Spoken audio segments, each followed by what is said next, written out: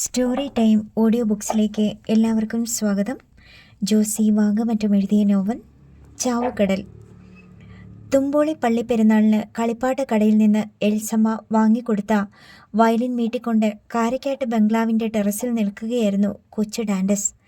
അപ്പോഴാണ് വീടിൻ്റെ മതിൽക്കെട്ടിനപ്പുറത്ത് തീയും പുകയും ആളുകളുടെ നെട്ടോട്ടവും കണ്ടത്.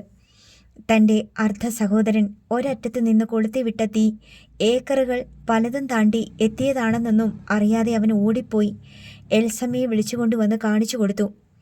എൽസമ്മ നോക്കുമ്പോൾ തെങ്ങും പറമ്പിൽ എല്ലായിടത്തും തീയും പുകയും. തെങ്ങും പറമ്പിൻ്റെ അതിരുകളിൽ താമസിക്കുന്നവർ വെള്ളം കോരി ഒഴിച്ചും മണ്ണ് വാരിയെറിഞ്ഞും അവരവരുടെ വളപ്പ് സംരക്ഷിക്കാൻ വേണ്ടി തീ കെടുത്തൽ യജ്ഞത്തിൽ ഏർപ്പെട്ടിരിക്കുകയാണ്.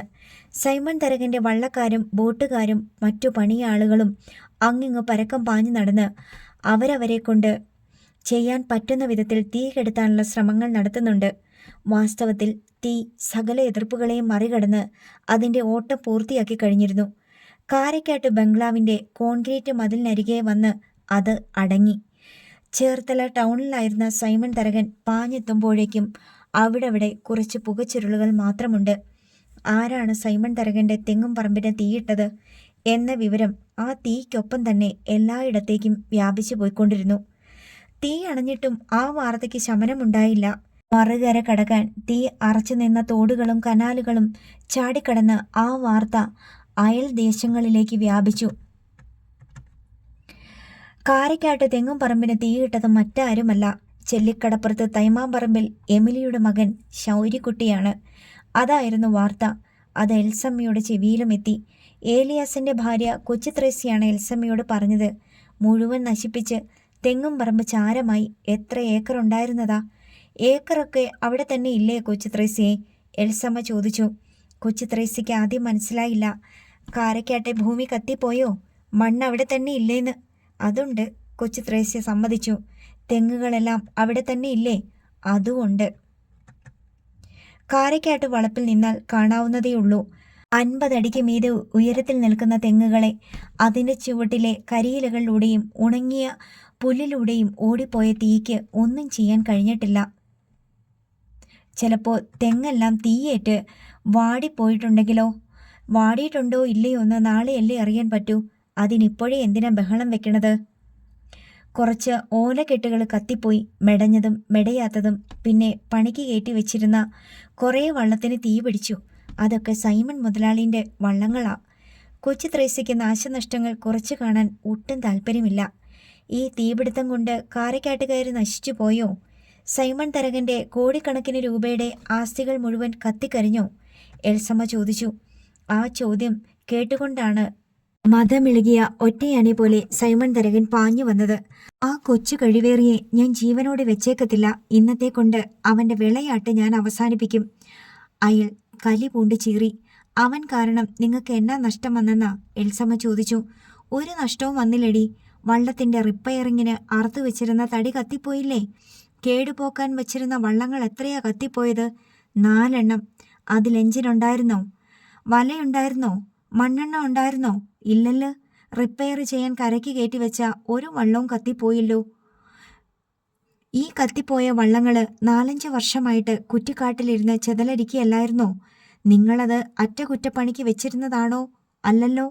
ഓക്കെ, നിനക്കെൻ്റെ മുതലിൻ്റെ വില അറിയത്തില്ല. വില അറിയാഞ്ഞിട്ടല്ല. നിങ്ങൾ ആരെയാ കൊല്ലാൻ പോണേ? ഇത്തിരി ഇല്ലാത്ത ആ ചെക്കനെയോ? അവൻ ആരാ നിങ്ങളുടെ? വെറുതെ ആളുകളെ കൊണ്ട് പറയിക്കണ്ട. ഇപ്പം തന്നെ കടപ്പുറത്തുകാർ പറച്ചിലും ചിരിയും തുടങ്ങിയിട്ടുണ്ടാവും. ഇത് മനഃപൂർവ്വം ചെയ്തതാ. അവനെ കൊണ്ട് ചെയ്യിച്ചതാ. നിങ്ങൾ അങ്ങോട്ട് പോകല്ലേ, വെറുതെ നാട്ടുകാരുടെ മുമ്പിൽ നാണം കെടാൻ. നിങ്ങൾക്കവനെ ഞെരടി കൊല്ലാൻ പറ്റുമോ? ഇല്ലല്ലോ. സൈമൺ തരകന് പക്ഷേ ക്രോധമടങ്ങുന്നില്ല. തൻ്റെ അധികാരത്തിലും സ്വത്തിലും അധീശത്വത്തിലുമുള്ള അതിക്രമവും വെല്ലുവിളിയുമായിട്ടാണ് അയാൾ ഇത് കണക്കാക്കിയത്. സൈമൺ തരകൻ ആർത്തുങ്കൽ പോലീസ് സ്റ്റേഷനിൽ പരാതിപ്പെട്ടതനുസരിച്ച് പോലീസ് സംഭവസ്ഥലത്തെത്തി. അല്പസമയത്തിനുള്ളിൽ തൻ്റെ പുതിയ ടാറ്റ സിയറ കാറിൽ സൈമൺ തരകനും വന്നു ചേർന്നു. പള്ളിയിൽ പോകാനും കല്യാണം, മാമോദിസ, മനസ്സമ്മതം തുടങ്ങിയ ആഘോഷങ്ങൾക്ക് മാത്രമേ സൈമൺ തരകൻ ബെൻസ് കാർ എടുക്കാറുള്ളൂ. മാരുതി എസ്റ്റീം എൽസമ്മയ്ക്കുള്ളതാണ്. പോലീസ് എത്തിയ ഉടൻ തന്നെ അന്വേഷണം, തെളിവെടുപ്പ്, മൊഴിയെടുപ്പ് തുടങ്ങിയ നടപടികൾ ആരംഭിച്ചു. തീ കത്തി തുടങ്ങിയ സ്ഥലം ഏതെന്ന് എമിലിയുടെ അയൽക്കാർ പോലീസിന് കാട്ടിക്കൊടുത്തു. പോലീസ് തെങ്ങുംപറമ്പിലെ കരിയിലും ചാരത്തിലും നടന്ന് നാശനഷ്ടങ്ങളുടെ കണക്കെടുത്തു. പുല്ലും കരിയിലയും കത്തിപ്പോയതല്ലേ ഉള്ളൂ, വേറെ വല്ല നഷ്ടവും ഉണ്ടോ? തെങ്ങുംപറമ്പിൽ വെച്ച് സ്വരം താഴ്ത്തി SI ഒപ്പം നടന്ന് എല്ലാം കാട്ടിക്കൊടുക്കുന്ന സൈമൺ തരകനോട് ചോദിച്ചു. തെങ്ങ് എത്രയെണ്ണം പോയെന്ന് ഇപ്പോൾ അറിയാൻ പറ്റത്തില്ല, സൈമൺ തരകൻ പറഞ്ഞു. റിപ്പയറിങ്ങിന് കയറ്റിവെച്ചിരുന്ന വള്ളം 4 എണ്ണം കത്തിപ്പോയി. റിപ്പയറിങ്ങിന് വള്ളം തെങ്ങുംപറമ്പിലാണോ വയ്ക്കാറ്? സൈമൺ മുതലാളി ഉപേക്ഷിച്ച വള്ളങ്ങളല്ലായിരുന്നോ അത്? ഞാൻ കണ്ടിട്ടുണ്ട്, ചിതലരിച്ച് വർഷങ്ങളായി അത് ഈ തെങ്ങുംപറമ്പിൽ കിടക്കണത്, SI പറഞ്ഞു. നിങ്ങളത് ചിതലരിച്ചോ ഇല്ലയോ എന്നൊന്നും നോക്കണ്ട. 4 വള്ളം തീപിടിച്ച് നശിച്ചുപോയി. ലക്ഷക്കണക്കിന് രൂപയുടെ നഷ്ടമുണ്ടായിന്ന് എഴുതിയാൽ മതി. എഴുതാം, ഞാൻ പറഞ്ഞതേയുള്ളൂ. എനിക്ക് കാര്യം മനസ്സിലായി. നമുക്ക് വൈകുന്നേരം വീട്ടിൽ കൂടാം, പോരെ? അത് മതി. പക്ഷേ തെങ്ങ് നശിച്ചു പോയിന്ന് എഴുതാൻ പറ്റില്ല. ഒരു തെങ്ങിനും തീ പിടിച്ചിട്ടില്ലല്ലോ. ഓലക്കെട്ടുകൾ കയറ് പിരിക്കാനായി കൂമ്പാരം കൂട്ടിയിട്ടിരുന്ന ചകിരിയും തൊണ്ടും വല ഇതൊക്കെ കത്തിപ്പോയതായി എഴുതിക്കോ. അറുപ്പിച്ചു വെച്ചിരുന്ന കുറേ തടി, എൻ്റെ മീൻകൂടം. തടി എന്ത് തടിയാ? SI ചോദിച്ചു. നല്ല ഒന്നാന്തര തേക്ക്. ആഞ്ഞിലിയല്ലേ വള്ളത്തിൻ്റെ പണിക്ക്? ഇത് വള്ളത്തിൻ്റെ പണിക്കല്ലെന്ന്, ഫർണിച്ചർ ഉണ്ടാക്കാൻ അർപ്പിച്ചു വെച്ചിരുന്നതാ. മീൻകൂടം എവിടെയായിരുന്നു? ദാ അവിടെ. സൈമൺ തരകൻ ഓല ഷെഡിരുന്ന ഭാഗം ചൂണ്ടിക്കാട്ടി. അതിനുള്ളിൽ ഉണക്കമീൻ സ്റ്റോക്ക് ഉണ്ടായിരുന്നോ? ഉണ്ടായിരുന്നു. അതൊന്നു പരിശോധിക്കാൻ. മീൻ അങ്ങനെ പെട്ടെന്ന് എരിഞ്ഞ ചാരമായി പോകത്തില്ലല്ലോ. തീ പിടിച്ചപ്പോൾ ആളുകൾ വാരിക്കൊണ്ടുപോയി. അവരെ കുറ്റം പറയാൻ പറ്റുമോ? നഷ്ടം എനിക്ക് മാത്രമല്ലേ? എല്ലാം ഹെഡ് കോൺസ്റ്റബിളിനെ കൊണ്ട് കുറിപ്പിച്ചെടുത്ത് SIയും സംഘവും തിരിച്ച് ചെല്ലിക്കടപ്പുറത്തേക്ക് വന്നു. എമിലിയുടെ വീടിനും ചുറ്റും ഒരാൾക്കൂട്ടമുണ്ടായിരുന്നു. തീവെപ്പ് കേസിലെ 1-ാം പ്രതി വീടിൻ്റെ പിൻമുറ്റത്ത് നിൽപ്പുണ്ട്. അവനെ കാണാൻ വേണ്ടിയാണ് ചെല്ലിക്കടപ്പുറം നിവാസികൾ എമിലിയുടെ വീടിന് ചുറ്റും കൂടി നിൽക്കുന്നത്. ഓരോരുത്തർ അവനെ നോക്കി ഓരോ കമൻ്റ് പറയുന്നുണ്ട്. വിളഞ്ഞ വിത്താണെന്ന് മുഖത്തെഴുതി വെച്ചിട്ടുണ്ടല്ലോ, ഒരാൾ പറഞ്ഞു. അവനെ നമുക്കറിയരുതോ? അവൻ കരയിൽ നിൽക്കുന്നവനല്ല, വള്ളത്തിൽ നിൽക്കുന്നവനല്ല. അത് വേറൊരുത്തൻ്റെ കമൻ്റ്. ചിലർ അവനെ നോക്കി ശൂളം പിടിച്ചു. എടാ ശൗര്യേ, എടാ ഇങ്ങോട്ട് നോക്കടാ. അമ്മിക്കല്ലിന് കാറ്റ് പിടിച്ച പോലെയാണ് ശൗര്യയുടെ നിൽപ്പ്. അനക്കമില്ല, ആരെയും ശ്രദ്ധിക്കുന്നില്ല. കാൽ ചുവട്ടിലെ മണ്ണിലാണ് ശ്രദ്ധയത്രയും. കുഞ്ഞണ്ണ വന്ന് അവനോട് പറഞ്ഞു. നീ എന്തിനാടാ അയലന്തരത്തുകാരെ കൊണ്ട് പറയിപ്പിക്കാൻ നിൽക്കണ്? കേറിപ്പോ പെരയ്ക്കകത്ത്. എന്നിട്ടും ശൗര്യ അനങ്ങിയില്ല. എമിലി അവനെ ഇതിനകം കുറേ തല്ലുകയും ശകാരിക്കുകയും ചെയ്തു കഴിഞ്ഞു. ആ തല്ലിനൊന്നും അവൻ കരഞ്ഞില്ല. അമ്മ വഴക്ക് പറഞ്ഞത് കേട്ട് സങ്കടമൊന്നും തോന്നിയതുമില്ല. താൻ കുറ്റവാളിയാണെന്ന് അവന് തന്നെ ബോധ്യപ്പെട്ടിരുന്നു. കുറ്റവാളി ശിക്ഷിക്കപ്പെടേണ്ടവനാണ്. എന്ത് ശിക്ഷയും സ്വീകരിക്കാൻ അവൻ തയ്യാറുമാണ്. അതിനിടയ്ക്ക് ആരുടെയും സഹതാപവും സ്വാതന്ത്ര്യവും ശൗര്യയ്ക്ക് വേണ്ട. ഇലയ്ക്ക് തീയിട്ട ഉത്തരവാദിത്തത്തിൽ നിന്ന് ഒഴിഞ്ഞു മാറാനും അവൻ തയ്യാറല്ല. എമിലി അവനെ വീട്ടിനുള്ളിലേക്ക് വിളിച്ചു കൊണ്ടുപോകാൻ ഒരു ശ്രമം നടത്തി. എന്തിനാ ഇങ്ങനെ പ്രതിമ പോലെ നിൽക്കണ്? നാട്ടുകാരുടെ വായിലിരിക്കുന്ന കേൾക്കാനോ? അകത്ത് കയറിയിരി. എമിലി കയ്യിൽ പിടിച്ച് വലിച്ചിട്ട് പോലും അവൻ അവിടുന്ന് മാറാൻ കൂട്ടാക്കിയില്ല. അങ്ങനെ ഒളിച്ചോടുന്നവനല്ല ശൗരി. എമിലി അവനെ എടുത്തുകൊണ്ടുപോയി മുറിയിലിരുത്തി. അടുത്ത നിമിഷം അവൻ കുതറിച്ചാടി നിന്നേടത്ത് തന്നെ വന്നു നിന്നു. ഒടുവിൽ തെളിവെടുപ്പിനായി പോലീസ് എമിലിയുടെ വീട്ടിലെത്തി. തീ വെച്ചത് ആരാണെന്ന് ജനക്കൂട്ടം ഒന്നടങ്ക് പോലീസിന് കാട്ടിക്കൊടുത്തു. ദാ നിൽക്കുന്നു കൊച്ചു കഴിവേറി. ആർത്തുങ്കൽ SI ജോൺസൺ പ്രതിയെ അടിമുടി നോക്കി. മഞ്ഞ ഉടുപ്പിട്ട് മെലിഞ്ഞ് കോഞ്ഞാട്ട പോലൊരു കുട്ടി. ജോൺസൺ അവൻ്റെ അടുത്തേക്ക് ചെന്നു. എടാ.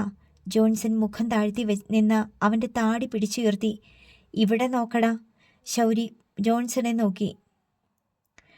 നീയാണോടാ തെങ്ങും പറമ്പിന് തീയിട്ടത്? ശൗരി മിണ്ടിയില്ല. എടാ നിന്നോടാ ചോദിച്ചത്. ശൗരി ഉടനെ ഒരിടത്തേക്ക് കൈ ചൂണ്ടി. അവിടാ ഞാൻ തീ കത്തിച്ചേ. എവിടെ? ശൗരി അങ്ങോട്ട് നടന്നു. താൻ തീ വച്ച സ്ഥലം കാട്ടിക്കൊടുത്തു. ഇവിടെയാ. ജോൺസൺ അവിടേക്ക് ചെന്ന് നോക്കി. അവൻ പറഞ്ഞ സ്ഥലത്ത് കുറച്ച് ഓലയും കരിയിലയും തീ കത്താതെ അവശേഷിക്കുന്നുണ്ട്. തീ കണ്ട് ഓടി വന്ന കുഞ്ഞെണ്ണ വെള്ളമൊഴിച്ച് കിടത്തിയത് കൊണ്ടാണ് അത്രയും ശേഷിക്കുന്നത്.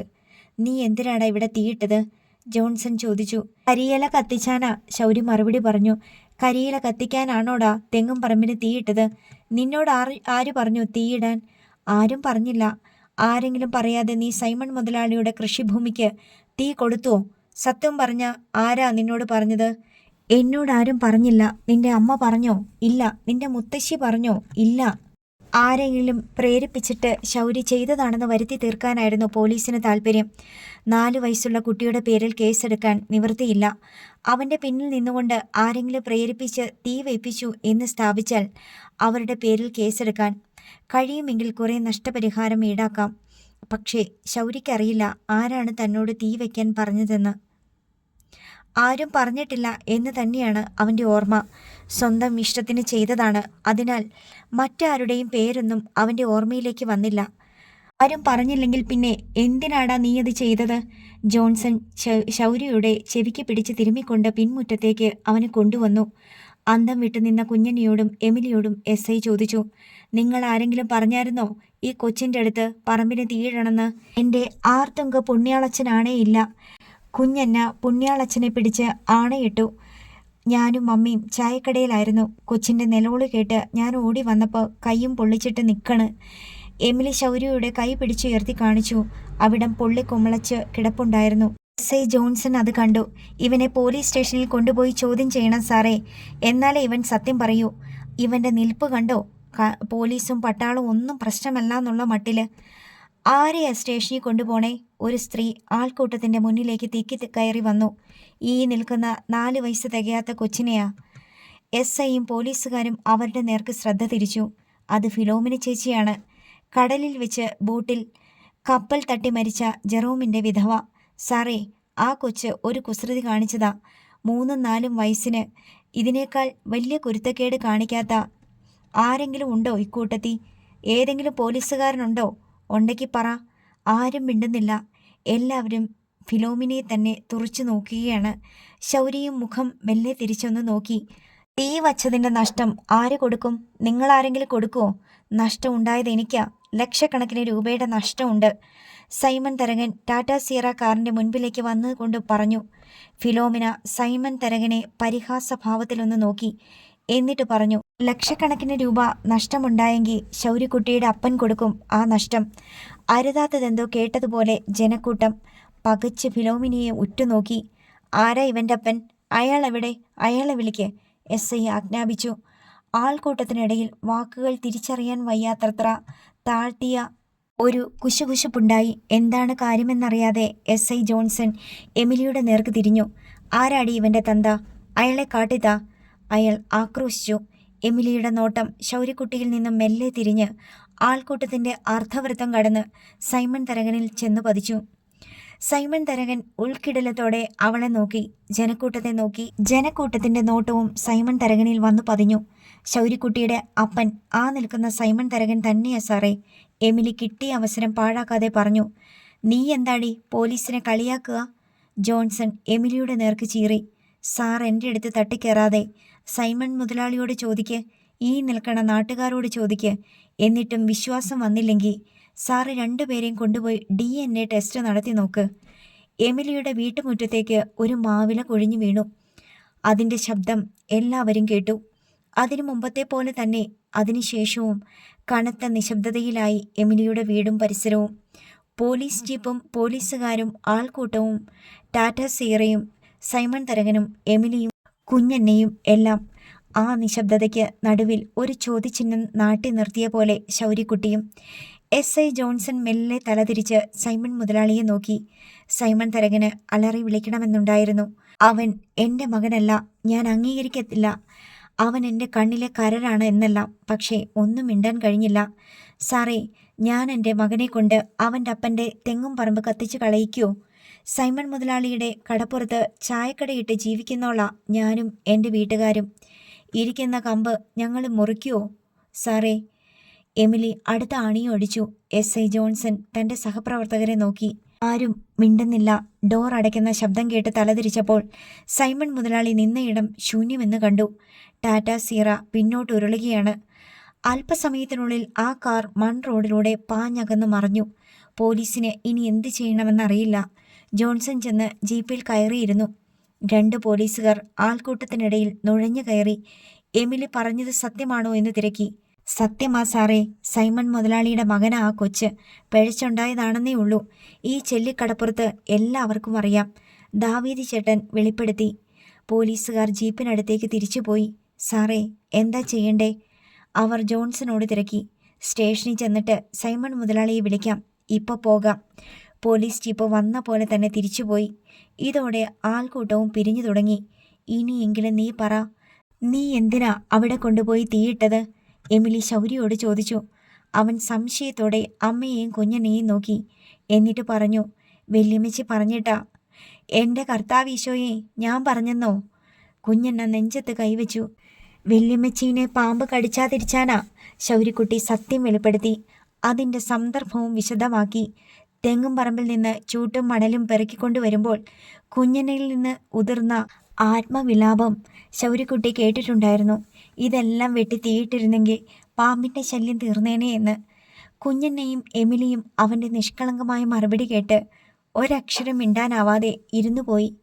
എന്നിട്ട് നീ എന്താ പോലീസുകാർ ചോദിച്ചപ്പം പറയാതിരുന്നേ? എമിലി ചോദിച്ചു. ആദ്യമൊന്നും അവൻ ഉത്തരം പറഞ്ഞില്ല. കുഞ്ഞനെയും കൂടി നിർബന്ധിച്ചപ്പോൾ അവൻ പറഞ്ഞു, ഞാൻ പറഞ്ഞു കൊടുത്താ പോലീസുകാർ വല്യമ്മച്ചീനെ വഴക്കു പറയൂലേ? ശൗര്യക്കുട്ടിയോട് തോന്നിയ എല്ലാ ദേഷ്യവും അതോടെ മാഞ്ഞുപോയി. അവർ അവനെ വാരിയണച്ച് അവൻ്റെ നെറുകയിൽ മുഖം ചേർത്തു. ഡാൻഡസ് മുറിയുടെ വാതിലിനരികെ ചെന്ന് അകത്തേക്ക് നോക്കി. അവിടെ പപ്പയും മമ്മിയും തമ്മിൽ മുട്ടൻ വഴക്ക് നടക്കുകയാണ്. തൊട്ടു മുൻപ് വരെ അവൻ കടലിന് അഭിമുഖമായുള്ള ടെറസിലിരുന്ന് വയലിൻ മീട്ടുകയായിരുന്നു. അത് വായിക്കേണ്ട വിധമൊന്നും അവൻ അറിയില്ല. വയലിൻ്റെ ബോ ഏറെക്കുറെ തേഞ്ഞു പൊട്ടാറായ അവസ്ഥയിലാണ്. കടൽ എപ്പോഴും ഉരുണ്ടുകൊണ്ടിരിക്കുന്ന ഭീകരജീവിയാണെങ്കിൽ കൂടിയും വൈകുന്നേരം അതിനു മീതെ കാണപ്പെട്ട പ്രകാശധോരണി അവനിഷ്ടമായി. ആകാശം മഞ്ഞ നിറമായിരുന്നു. കടലിലും ആ മഞ്ഞ വീണു പടർന്നു കിടന്നു. കൺമുന്നിലെ ആ ദൃശ്യവും തെങ്ങോലകളെ കൊണ്ട് നൃത്തം വെപ്പിക്കുന്ന കാറ്റും കയ്യിലെ വയലിനും എല്ലാം ചേതോഹരങ്ങളായി അവൻ അനുഭവപ്പെട്ടു. അപ്പോഴാണ് പപ്പയുടെയും മമ്മിയുടെയും ഒച്ച ഇടിമുഴക്കം പോലെ കേട്ടത്. പപ്പ ഗർജിക്കുമ്പോൾ ഡാൻഡസിന് തോന്നും എന്തെങ്കിലും അത്യാഹിതം സംഭവിക്കാൻ പോവുകയാണെന്ന്. പലപ്പോഴും അവൻ തന്നെ മുൻകൈയെടുത്ത് മമ്മിയെ വഴക്കിൽ നിന്ന് പിന്തിരിപ്പിക്കാൻ ശ്രമിക്കും. മമ്മി സംസാരിച്ചു തുടങ്ങുമ്പോൾ തന്നെ അവനറിയാം ഇന്ന് മമ്മിക്ക് നല്ല അടി കിട്ടുമെന്ന്. ഡാൻഡസ് വാതിൽ ചെന്ന് നിന്നു. അകത്തുള്ള രണ്ടുപേർ അവനെ കണ്ട മട്ടില്ല. നിങ്ങളുടെ എന്ത് സാധനം കത്തിപ്പോയിട്ടാ കടപ്പുറത്തോട്ട് ഓടിയതും പോലീസിനെ വിളിച്ചുകൊണ്ട് വന്നതും? ഞാൻ അപ്പോഴേ പറഞ്ഞതല്ലേ വേണ്ട വേണ്ടാന്ന്. മിണ്ടരുത് നീ. സൈമൺ തരകൻ ഭാര്യയുടെ മൂക്കിന് നേർക്ക് വിരൽ ചൂണ്ടിക്കൊണ്ട് അമറി. മിണ്ടിപ്പോകരുത്. ഞാൻ മിണ്ടും. എനിക്കും എൻ്റെ മകനുമാ നാണക്കേട്. നിങ്ങളുടെ എന്ത് കത്തിപ്പോയിട്ടാ പോലീസിനെ വിളിച്ചത്? കടപ്പുറത്ത് അത്രയും ആളെ കൂട്ടിയത്. കുറച്ച് പലകയും ഓല ഷെഡും കരയ്ക്ക് ചിതലരിച്ചിരുന്ന 2-3 പൊളിഞ്ഞ വള്ളങ്ങളും. നിന്നോടല്ലേടി പറഞ്ഞത് മിണ്ടരുതെന്ന്? സൈമൺ തരകൻ എൽസമ്മയുടെ വായ് പൊത്തിപ്പിടിച്ച് പുറകോട്ട് തള്ളി. അത് കണ്ട് ഡാൻഡസിന്റെ മുഖം ഭയങ്കരമായ പേടി കൊണ്ട് വിളറി വെളുത്തു. അവന്റെ നെഞ്ചിൽ വലിയ ഇടിമുഴക്കങ്ങളുണ്ടായി. മമ്മി മിണ്ടാതിരിക്കണേ എന്ന് ഞെട്ടുന്ന ഓരോ ഹൃദയമിടിപ്പും കേണു. പക്ഷേ സൈമൺ തരകൻ കൈമാറ്റിയപ്പോൾ എൽസമ്മ ശബ്ദിച്ചു തുടങ്ങി. അവളുടെ മകന്റെ അപ്പനാണെന്ന് ചൂണ്ടിക്കാണിച്ചപ്പോൾ നിങ്ങളുടെ വായിൽ നാക്കുണ്ടായിരുന്നോ? അല്ല എന്നൊരു വാക്ക് പറയായിരുന്നല്ലോ. പറഞ്ഞോ?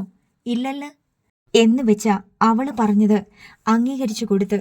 ശരിയാ, ഞാൻ ഈ ചെക്കൻ്റെ തന്ത തന്നെ എന്ന്. അപ്പോൾ അവളാരായി? ഞാനും എൻ്റെ മോനും ആരായി? തലയും കൊമ്പിട്ട് കാറിലോട്ട് വലിഞ്ഞു കയറി തിരിച്ചു പോന്നല്ലോ.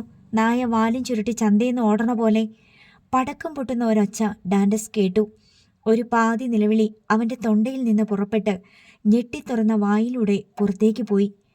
എൽസമ്മ വെട്ടിയിട്ട പോലെ താഴെ വീണു. അവളുടെ ഇടത് ചെവി അടച്ചുപോയി. അവിടെ ഒരു മൂളലും തരിപ്പുമല്ലാതെ വേറൊന്നും ഉണ്ടായില്ല. ഒരു ബോംബ് സ്ഫോടനത്തിൽ ചെവി രണ്ടും തകർന്ന് കേൾവിശക്തി നഷ്ടപ്പെട്ടതുപോലെ എൽസമ്മ നിലത്ത് ചുവരും ചാരിയിരുന്നു. സൈമൺ തരകൻ ചവിട്ടാൻ കാലുയർത്തിയതാണ്. കൊന്നു തീർക്ക് എന്ന് എൽസമ്മ ചീറുകയും ചെയ്തു. നിലവിളി കേട്ട് സൈമൺ തരകൻ തല തിരിച്ചു നോക്കിയപ്പോൾ വാതിൽക്കൽ സ്വയം കഴുത്തിൽ കൈ പിടിച്ച് ഡാൻഡസ് നിൽക്കുന്നു. അവനിപ്പോൾ ബോധം കെട്ട് വീണേക്കുമെന്ന് തോന്നി. സൈമൺ തരകൻ ഉയർത്തിയ കാൽ പിൻവലിച്ചു. പിന്നെ ഒരക്ഷരം മിണ്ടാതെ ഡാൻഡസിന്റെ നേർക്ക് വന്നു. അവൻ്റെ കൊച്ചു കണ്ണുകൾ ഭയം കൊണ്ട് വീർത്തു വലുതായി. അവൻ അയാളുടെ മുഖത്ത് നോക്കാൻ പേടിയായിട്ട് ഒരു വശത്തേക്ക് മുഖം തിരിച്ചു കളഞ്ഞു. എന്നിട്ട് കണ്ണടച്ചു. അകന്നു പോകുന്ന കാലച്ച കേട്ട് അവൻ കണ്ണു തുറന്ന് മുഖം തിരിച്ചു നോക്കിയപ്പോൾ അവൻ്റെ പപ്പ എന്ന ഭീകരജീവി ഹാളിലൂടെ നടന്നു പോകുന്നത് കണ്ടു. ഡാൻഡസ് ഉടൻ എൽസമ്മയുടെ അടുത്തേക്ക് ഓടി. എൽസമ്മ അപ്പോഴും ചുമരും ചാരി ഇരിക്കുകയാണ്. ആ ഒറ്റയടിക്ക് തൻ്റെ മമ്മി തകർന്നു പോയെന്ന് ഡാൻഡസ് വിചാരിച്ചു. മമ്മിയുടെ മുടി മുഖത്തേക്ക് വീണ് ചിതറിക്കിടക്കുന്നു. മമ്മിക്ക് നേരെ ഇരിക്കാനുള്ള ശേഷിയില്ലെന്ന് അവന് തോന്നി. ചുമരിലേക്ക് ചാരിയിരിക്കുകയാണ്. മമ്മി തന്നെയല്ലേ നോക്കുന്നത്? വേറെ എവിടേക്കോ ആണ്. അവൻ മമ്മി എന്ന് 2 വട്ടം വിളിച്ചു നോക്കിയിട്ടും അവൻ്റെ നേർക്ക് നോട്ടം വന്നില്ല. ഒടുവിൽ അവൻ മമ്മിയുടെ അരികെ അതേപോലെ തന്നെ ചുമരും ചാരിയിരുന്നു. വെയിലിൻ്റെ തിളക്കവും കാഠിന്യവും കൊണ്ട് കടപ്പുറത്തേക്കോ കടലിലേക്കോ നോക്കുന്നത് പോലും കണ്ണുകളെ അലോസരപ്പെടുത്തുന്ന നട്ടുച്ച വള്ളത്തിൻ്റെ തണലിൽ വല കേടുപോക്കിക്കൊണ്ട് ഇരിക്കുകയാണ് ജെറമി ചായൻ. അയാൾ ചെയ്യുന്ന പണിയും നോക്കി ശൗരി അരികെ ഇരിപ്പുണ്ട്. ഇടയ്ക്കിടെ ഓരോരോ ചോദ്യങ്ങൾ അവൻ ചോദിക്കും.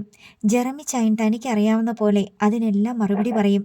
ഒടുവിൽ ജെറമി ചായൻ അവനോട് തിരിച്ച് ഒരു ചോദ്യം ചോദിച്ചു. എടാ ശൗരിയെ, നീ ഇന്നലെ ആരുടെ തെങ്ങുംപറമ്പിനാ തീയിട്ടത്? നിനക്കറിയോടാ? മൊയലാളീൻ്റെ. ശൗരിക്കുട്ടി പറഞ്ഞു. എന്തു മൊയലാളി? സൈമൺ മൊയലാളി. അവൻ അതൊക്കെ ഗ്രഹിച്ചു വെച്ചിട്ടുണ്ട്. ശരി, സൈമൺ മുതലാളി ആരാണെന്ന് നിനക്കറിയോ? അറിയാം. എന്നാ പറ, ആരാ? തടിയൻ, വലിയ മീശയൊക്കെ വെച്ച് വണ്ടിയാൽ വരണ ഭയങ്കര മനുഷ്യൻ. അത് കേട്ട് ജെറമി ചായൻ ചിരിച്ചു. അതല്ലടാ പൊട്ടൻചക്ക, അയാൾ നിന്റെ ആരാ? അത് പറ. എനിക്കറിയാൻ മേല. ശൗര്യക്കുട്ടി കൈ മലർത്തിക്കാട്ടി. എടാ, നിന്റെ അപ്പനാ അത്. അപ്പനോ? ആഹാ, എൻ്റെ അപ്പനോ? ആടാ, എൻ്റെ അപ്പൻ എന്ന് വെച്ചാൽ എന്നാ? അപ്പൻ എന്നാൽ എന്താണെന്ന് അവനറിയില്ല. തൻ്റെ വീട്ടിൽ അങ്ങനെ ഒരു ജീവിയെ അവൻ കണ്ടിട്ടേയില്ല. അവിടെ മുതിർന്നവരായി സ്ത്രീകൾ മാത്രമേയുള്ളൂ. അപ്പൻ എന്നൊരു സംഗതിയുടെ ആവശ്യകതയെപ്പറ്റിയോ സാധ്യതകളെപ്പറ്റിയോ കർത്തവ്യങ്ങളെപ്പറ്റിയോ അവന് യാതൊന്നും അറിയില്ല. ശൗര്യക്കുട്ടിയുടെ വീട്ടിൽ അപ്പനില്ല. അപ്പനില്ലാഞ്ഞിട്ടും അവിടെ സ്ത്രീകളും കുട്ടികളും ജീവിച്ചു പോരുന്നുണ്ട്. വെള്ളം തിളയ്ക്കുകയും അരി വേവുകയും ചെയ്യുന്നുണ്ട്. അപ്പന്ന് വെച്ചാ നിന്നെ ജനിപ്പിച്ചവൻ. ജെറമി ചായൻ ഉത്തരം നൽകി. എന്നു വെച്ചാൽ എന്നതാ? അവൻ അതും പിടികിട്ടുന്നില്ല. എടാ, ശൗരിന്ന് പേരുള്ള ഒരുത്തൻ ഉണ്ടാകണ്ടേ? എവിടുന്നുണ്ടായി? എൻ്റെ അമ്മയുടെ വയറ്റീന്ന്. നിന്റെ അമ്മയുടെ വയറ്റിൽ നീ എങ്ങനെ വന്നടാ? അമ്മയ്ക്ക് എന്നെ വേണമെന്ന് തോന്നിയപ്പം. എടാ, അങ്ങനല്ല സംഭവം. നിന്റെ അപ്പൻ സൈമൺ മുതലാളിയാ. സൈമൺ മുതലാളിയാ നിന്നെ നിന്റെ അമ്മയുടെ വയറ്റിൽ വെച്ച് കൊടുത്തേ. ആ സൈമൺ മുതലാളിയുടെ തെങ്ങും പറമ്പിലാ നീ തീ വച്ചത്. അതായത് നിന്റെ സ്വന്തം അപ്പൻ്റെ താടി മീശയ്ക്ക്. എൻ്റെ അപ്പനല്ല. ശൗരി തീരെ ഇഷ്ടപ്പെടാതെ പറഞ്ഞു. സൈമൺ മുതലാളി തൻ്റെ ആരോ ആണെന്ന് പറയുന്നത് അവൻ തീരെ ഇഷ്ടപ്പെട്ടില്ല. സൈമൺ മുതലാളി തൻ്റെ അമ്മയുടെ ശത്രുവാണെന്ന് ശൗര്യക്കുട്ടിക്ക് തീർച്ചയുണ്ട്. സൈമൺ മുതലാളിയെക്കുറിച്ച് പറയുമ്പോൾ അമ്മയുടെ മുഖത്ത് വരുന്ന ദേഷ്യം അവൻ്റെ ഓർമ്മയിലുണ്ടായിരുന്നു. സൈമൺ മുതലാളിയുടെ കാറിൽ കുരുങ്ങിയ ബലൂൺ എടുക്കാൻ കാറിൻ്റെ മുകളിൽ കയറിയ തന്നെ സൈമൺ മുതലാളി അടിച്ചു വീഴ്ത്തിയതും അവൻ്റെ ഓർമ്മയിൽ നിന്ന് മാഞ്ഞു പോയിട്ടില്ല. അന്ന് അമ്മ പാഞ്ഞു വന്ന് സൈമൺ മുതലാളിയോട് വഴക്കിട്ടതുകൊണ്ടാണ് വീണ്ടും അടി കിട്ടാതെ താൻ രക്ഷപ്പെട്ടതെന്നും ശൗരിക്കറിയാം. ആ സൈമൺ മുതലാളി തൻ്റെ ആരെങ്കിലും ആകാൻ അമ്മ സമ്മതിക്കില്ലെന്ന് ശൗര്യക്കുട്ടിക്കറിയാം. മാത്രമല്ല, അമ്മയുടെ വയറ്റിലാണ് അവൻ ജനിച്ചത്. അമ്മ ഒരിക്കലും അതിനുവേണ്ടി സൈമൺ മുതലാളിയുടെ അടുത്ത് പോകില്ലെന്നും അവൻ ഉറപ്പുണ്ട്. എടാ, നിന്റെ അമ്മ പറഞ്ഞല്ലോ എല്ലാവരുടെയും മുമ്പിൽ വെച്ച് നിന്റെ അപ്പൻ സൈമൺ മുതലാളിയാണെന്ന്. നീ കേട്ടില്ലായിരുന്നോ? വലിയവർ പറയുന്ന വാക്കുകളുടെ അർത്ഥമൊന്നും ഗ്രഹിക്കാനുള്ള ശേഷി ഇല്ലാത്തതിനാൽ അവർ എന്തൊക്കെയാണ് പറഞ്ഞതെന്ന് അവന് ഓർമ്മയുണ്ടായില്ല. ആ, ഞാൻ കേട്ടില്ല. ഇനി അഥവാ കേട്ടെങ്കിൽ തന്നെ അത് സമ്മതിച്ചു കൊടുക്കേണ്ട കാര്യമില്ലല്ലോ എന്നും ശൗര്യക്കുട്ടി വിചാരിച്ചു. പോലീസുകാർ ചോദിച്ചപ്പം നിന്റെ അമ്മ പറഞ്ഞ് സൈമൺ മുതലാളിയാ നിന്റെ അപ്പനെന്ന്. നാട്ടുകാർ മുഴുവൻ കേട്ട്, നീ മാത്രം കേട്ടില്ല. എൻ്റെ അപ്പനല്ല, വേണ്ട, എൻ്റെ അപ്പൻ വേണ്ട. ചേടാ, നിന്നെ എന്നാ പറഞ്ഞാ മനസ്സിലാക്കുന്നേ? പറയണ്ട. ശരി, എന്നാ വേണ്ട. നിനക്ക് ബോധം വരുന്ന കാലത്ത് മനസ്സിലാക്കിയാൽ മതി. ജെറമി ചായൻ ആ വിഷയം വിട്ടു. എന്നാൽ ശൗര്യക്കുട്ടിയുടെ മനസ്സിൽ നിന്ന് അത് മാഞ്ഞു പോയില്ല. രാത്രി തഴപ്പായിന്മേൽ എമിലിയെ കെട്ടിപ്പിടിച്ച് കിടക്കുമ്പോൾ ശൗര്യക്കുട്ടിക്ക് ഒരു തോന്നൽ വന്നു. ഈ അമ്മയോടൊന്ന് ചോദിച്ചാലോ? അവൻ എമിലിയെ തോണ്ടി. അമ്മ. എമിലി വേറെ ഏതോ ചിന്തയിലായിരുന്നു. അമ്മ. എന്തടാ? എൻ്റെ അപ്പനാരാ?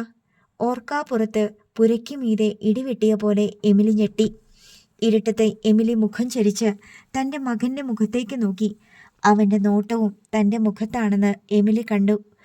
എന്നെങ്കിലും ഒരിക്കൽ തൻ്റെ മകൻ ഇങ്ങനെയൊരു ചോദ്യം ചോദിച്ചേക്കാമെന്ന് എമിലിക്കൊരു ഊഹമുണ്ടായിരുന്നു. എന്നാൽ എട്ടും പൊട്ടും തിരിയാത്ത, ഓർമ്മയുറയ്ക്കാത്ത ഈ 4-ാം വയസ്സിൽ യാതൊരു മുന്നറിയിപ്പും കൂടാതെ ശൗരി ഇങ്ങനെയൊരു ചോദ്യശരം നെഞ്ചിന് നേർക്ക് ഏതു വിടുമെന്ന് എമിലി സങ്കല്പിച്ചതുകൂടിയില്ല. ആരോ തൻ്റെ മകനെ പ്രകോപിച്ചിട്ടുണ്ട്.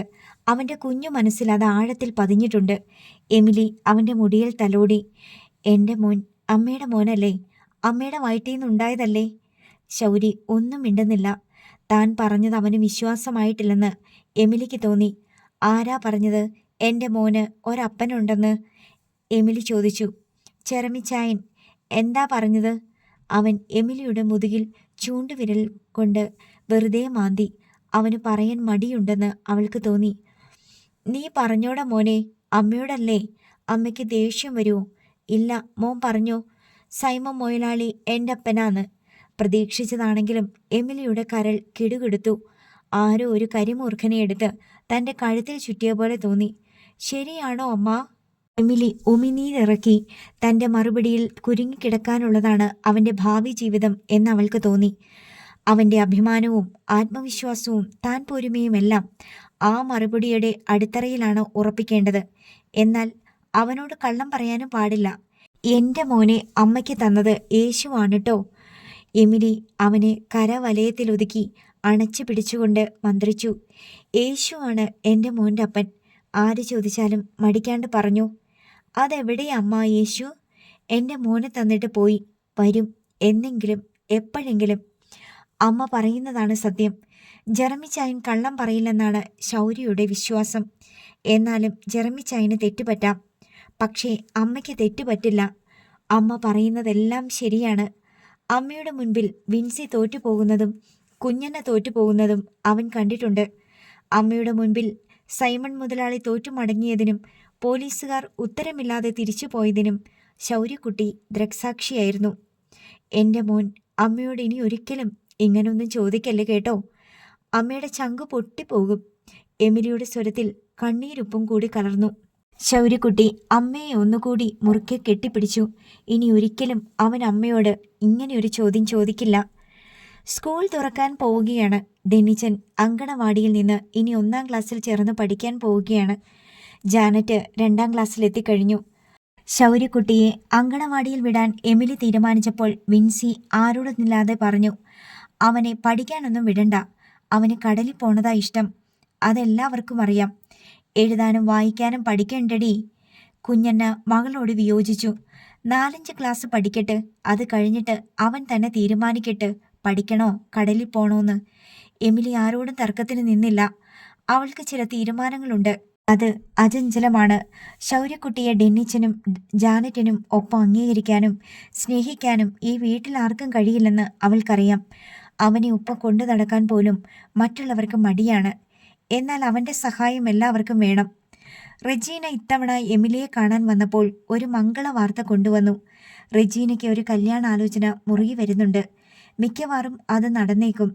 പെണ്ണ് കാണലൊന്നും ഔദ്യോഗികമായി നടന്നിട്ടില്ല. എങ്കിലും ചെറുക്കൻ ഇതിനകം പലതവണ പെണ്ണിനെ കണ്ടു കഴിഞ്ഞു. ഗോവണിയിൽ നിന്ന് വീണ് കാലൊടിഞ്ഞ് KCM ഹോസ്പിറ്റലിൽ അഡ്മിറ്റായ പാതിരാപ്പള്ളിക്കാരനാണ് ചെറുക്കൻ. റെജീന നേഴ്സിനെ കണ്ട് അവന് ഇഷ്ടമായി. റെജീനയോട് ഇഷ്ടം പറഞ്ഞപ്പോൾ വീട്ടുകാരുമായി ആലോചിക്കാൻ അവൾ നിർദ്ദേശിച്ചു. ആചാരപ്രകാരം ചടങ്ങുകളൊന്നും നടന്നിട്ടില്ലെങ്കിലും ഈ ആലോചന നടക്കാൻ സാധ്യതയുണ്ടെന്ന് റെജീന എമിലിയോട് പറഞ്ഞു. ചെറുക്കന് ഇലക്ട്രിസിറ്റി ബോർഡിൽ ജോലിയുണ്ടെന്ന് കൂടി കേട്ടപ്പോൾ എമിലിക്ക് സന്തോഷമായി. നിന്റെ ജീവിതമെങ്കിലും ഒന്ന് രക്ഷപ്പെട്ട് കണ്ടാൽ മതി, എമിലി അനുജത്തിയോട് പറഞ്ഞു. 4 മണിക്ക് റെജീന തിരിച്ചു പോകാൻ ഇറങ്ങിയപ്പോൾ കുഞ്ഞണ്ണ വിൻസിയോട് പറഞ്ഞു, ഈ പിള്ളേരെ വിളിച്ചോണ്ട് നീയും കൂടെ പോയി ഇതുങ്ങളുടെ മുടി വെട്ടിച്ചോണ്ട് വാ. സ്കൂള് തുറക്കാൻ പോകുക. ഡെന്നിച്ചൻ്റെ തലമുടി കണ്ടോ? വളർന്ന് ചെമ്പിച്ച് ചെവി മൂടിക്കിടക്കണ്. ജാനറ്റിൻ്റെ തല നിറച്ച് പേന. ശൗര്യക്കുട്ടിയും കൂടി കൊണ്ടുപോയിക്കോ. അവൻ്റെ തലമുടിയും വെട്ടാറായി. അവനെ അങ്കണവാടിയിൽ വിടേണ്ടതല്ലേ?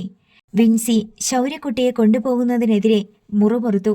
പക്ഷേ കുഞ്ഞല്ല അവനെ കൂടി കൊണ്ടുപോകണമെന്ന് തന്നെ ശഠിച്ചു. റെജീനയും വിൻസിയും കൂടി 3 പേരെയും കൂട്ടിക്കൊണ്ട് ജംഗ്ഷനിലേക്ക് പോയി. നീ പുറകിന് നടന്നാ മതി, ഞങ്ങളൊപ്പം വരണ്ട, വിൻസി ശൗര്യക്കുട്ടിയോട് പറഞ്ഞു. ജാനറ്റും ഡെന്നിച്ചനും റെജീനയുടെ ഇടത്തും വലത്തുമായി നടന്നു. ശൗര്യക്കുട്ടി അവർക്കൊപ്പം ചെല്ലാൻ ശ്രമിച്ചപ്പോഴൊക്കെ വിൻസി അവൻ്റെ നേർക്ക് കണ്ണുരുട്ടി. നിന്നോട് ഞങ്ങളുടെ പുറകിൽ നിൽക്കാനല്ലേ പറഞ്ഞത്? ശൗര്യക്കുട്ടി ഉദാസീനനായി അവരുടെ 10 അടി പിന്നിലായി ഒരു അധകൃതനെ പോലെ നടന്നു. ജംഗ്ഷനിൽ വെച്ച് റെജീന ജാനറ്റിനും ഡെന്നിച്ചനും മിഠായി വാങ്ങിക്കൊടുത്തു. ശൗര്യക്കുട്ടിക്ക് മിഠായി കൊടുത്തുമില്ല, അവനെ കൂടെ കൂട്ടിയുമില്ല. അവൻ ഒറ്റപ്പെട്ടു മാറി നിന്നു. ഇവള് ശൗര്യക്ക് കൊടുക്കും, ആരും കാണാതെ, ഡെന്നിച്ചൻ റെജീനയോട് പറഞ്ഞു. നേരാണോടി? റെജീന ജാനറ്റിനോട് കയർത്തു. ഇനി മേലാൽ കൊടുത്തു പോകരുത്, കൊടുത്തെന്നറിഞ്ഞ നിനക്കിനി ഒരിക്കലും മിഠായി വാങ്ങിത്തരില്ല. ആ ഭീഷണിയേറ്റു. ജാനറ്റ് മിഠായി ഒന്നും കരുതി വെക്കാതെ എല്ലാം തിന്നു തീർത്തു. റെജീനയ്ക്ക് പോകാനുള്ള ബസ് വന്നപ്പോൾ അവൾ വിൻസിയോടും കുട്ടികളോടും യാത്ര പറഞ്ഞ് അതിൽ കയറിപ്പോയി. വിൻസി ജാനറ്റിനെയും ഡെന്നിച്ചനെയും കൂട്ടി ബാർബർ ഷോപ്പിലെത്തി. ആദ്യം ജാനറ്റിൻ്റെ മുടി വെട്ടിച്ചു. അതിനുശേഷം ഡെന്നിച്ചൻ്റെ. ഈ സമയം അത്രയും അവൾ ശൗര്യക്കുട്ടിയെ ബാർബർ ഷോപ്പിൻ്റെ വെളിയിൽ നിർത്തി. ഡെന്നിച്ചൻ്റെ മുടിയും വെട്ടിക്കഴിഞ്ഞപ്പോൾ അവൾ ശൗര്യക്കുട്ടിയെ വിളിച്ച് മുടി വെട്ടിക്കാൻ കയറ്റിവിട്ടു. അതിനുശേഷം ജാനറ്റിനെയും ഡെന്നിച്ചനെയും കൂട്ടി സമീപത്തുള്ള ബേക്കറിയിൽ കയറി. അവർക്ക് ലഡുവും സർബത്തും വാങ്ങിക്കൊടുത്തു. ഡെന്നിച്ചൻ ഒരു ജിലേബി കൂടി വാങ്ങി. ശൗര്യക്കുട്ടി മുടി വെട്ടൽ കഴിഞ്ഞ് തിരികെ വരുന്നത് വരെ അവൻ ജിലേബി തിന്നാതെ കയ്യിൽ പിടിച്ചുകൊണ്ട് നിന്നു. ശൗര്യക്കുട്ടി ബേക്കറിയുടെ വാതിൽക്കലെത്തി അകത്തേക്ക് നോക്കി. ഇങ്ങോട്ട് കയറണ്ട, അവിടെ നിന്നാ മതി, വിൻസി അവനെ ശാസിച്ചു. ഡെന്നിച്ചൻ ശൗര്യക്കുട്ടിയുടെ മുന്നിൽ നിന്ന് ജിലേബി കടിച്ചു മുറിച്ചു. ഹായ്, നല്ല മധുരം. അവൻ ശൗര്യക്കുട്ടിയെ പാതി നിന്ന ജിലേബി ഉയർത്തിക്കാട്ടി. ഞങ്ങൾ സർവത്തും കുടിച്ചു. അവൻ ശൗര്യക്കുട്ടിയെ കൊതിപ്പിക്കാൻ വേണ്ടി പറഞ്ഞു. ലഡുവും തിന്നു. ആ കൊച്ചിന് സർബത്ത് എടുക്കണോ? ബേക്കറിക്കാരൻ വിൻസിയോട് ചോദിച്ചു. വേണ്ട, വിൻസി പറഞ്ഞു. അത് നിങ്ങളുടെ കൂടെ ഉള്ളതല്ലേ? അല്ല, വേറെയാ. വിൻസി ബാർബർ ഷോപ്പിൽ ചെന്ന് മുടി വെട്ടിയതിൻ്റെ ചാർജ് കൊടുത്തു. ഈ സമയം അത്രയും ശൗര്യക്കുട്ടി ബേക്കറിയുടെ വാതിൽക്കൽ തലയും താഴ്ത്തി നിന്നു. അവന് എന്തെന്നില്ലാത്ത സങ്കടം വന്നു. ആരോടും ഒന്നും മിണ്ടാതെ കൺമുന്നിൽ കാണുന്ന റോഡിൽ കൂടി എങ്ങോട്ടെങ്കിലും പോയാലോ എന്നവൻ വിചാരിച്ചു. ഒരിക്കലും ആരൊക്കെ വിളിച്ചാലും തിരിച്ചു വരരുത് എന്ന് നിശ്ചയിച്ചു. പക്ഷേ അമ്മയെ ഓർത്തപ്പോൾ അവൻ അതിന് മനസ്സ് വന്നില്ല. അമ്മ, ശൗര്യക്കുട്ടി, മോനെ, നീ എവിടെയാ എന്ന് നിലവിളിച്ചുകൊണ്ട് തിരഞ്ഞു നടക്കുമെന്ന് അവനറിയാം. എന്നെങ്കിലും ഒരിക്കൽ ഇവരുടെ എല്ലാം മുന്നിൽ വെച്ച് താൻ വയറ് നിറച്ച് സർബത്ത് കുടിക്കുകയും ലഡുവും ജിലേബിയും കറുമുറെ കടിച്ചു തിന്നുകയും പോക്കറ്റുകളിൽ മിഠായികൾ വാരി നിറച്ചുകൊണ്ട് റോഡിലൂടെ ഉല്ലാസത്തോടെ നടന്നു പോവുകയും ചെയ്യുമെന്ന് അവൻ ദൃഢനിശ്ചയമെടുത്തു. അപ്പോൾ അവന് ആശ്വാസം തോന്നി. അടുത്ത ഭാഗം നാളെ.